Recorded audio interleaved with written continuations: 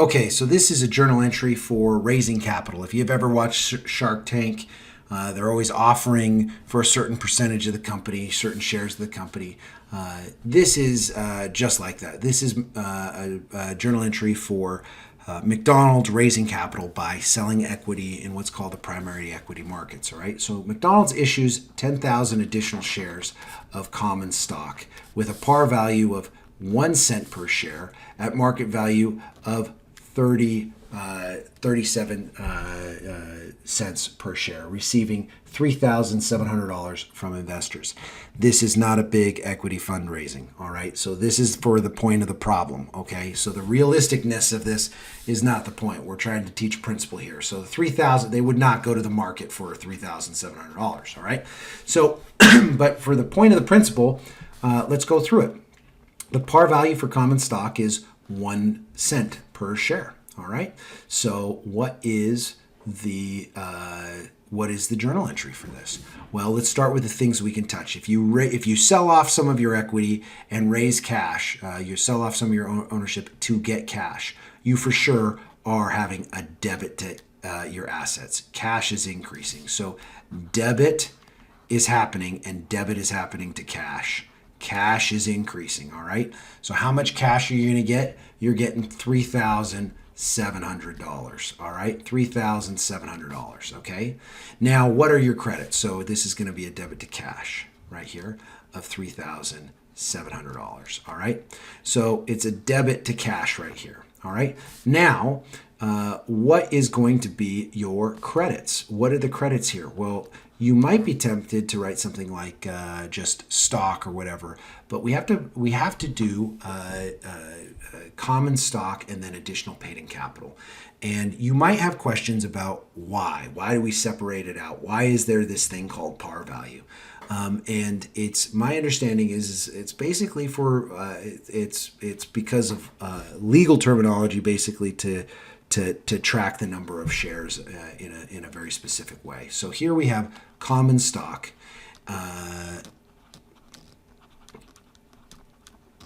at par value of $0.01, right? And you don't have to put all of this in there, but I'm putting it in there. All right. So if we have 10,000 additional shares, right, and they are at a par value of 0.1, well, you just move the digits over and it's worth 100, right? So we have $100 in this par value amount right here. And then we have this other account that is credited right here, and it is called additional paid-in capital. Additional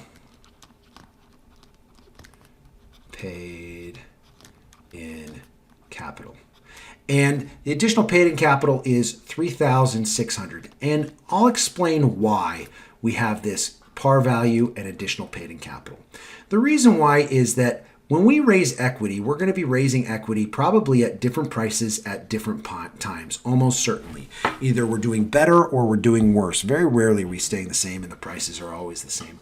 And this par value just is a way to track the shares that are outstanding, and then the additional paid-in capital represents the additional cash that was out there, and a net of that par value. So 3,600 plus the 100 equals the 3,700. So what is this credit? Well, it is not an asset. Your own equity, while theoretically you can think of it as something you own as your own asset, it's really going to come from your owner's equity account. You are increasing owner's equity. That means that you've issued shares. So this common stock,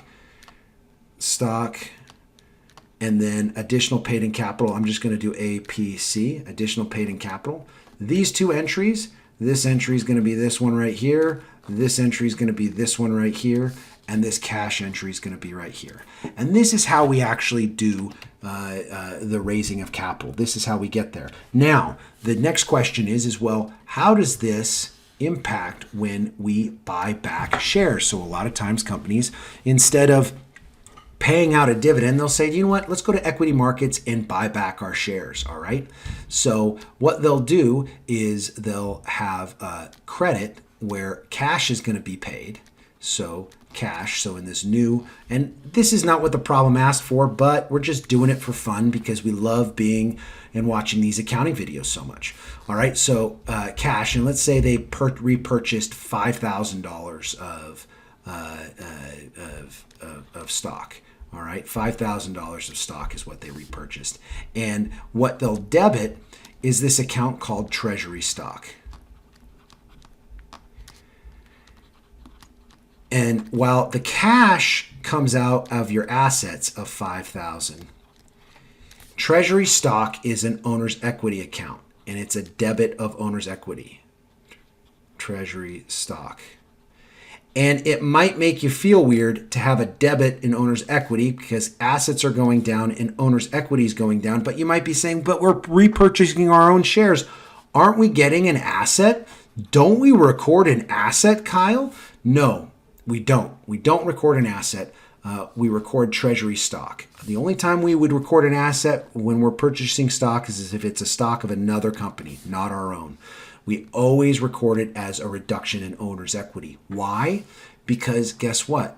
That's how we originally journal entered into it. We accounted for the new owners in owner's equity and the selling off of that equity as in this entry as an increase in owner's equity when we sold it for cash. And so when we repurchase it for cash, we have to have a corresponding decrease.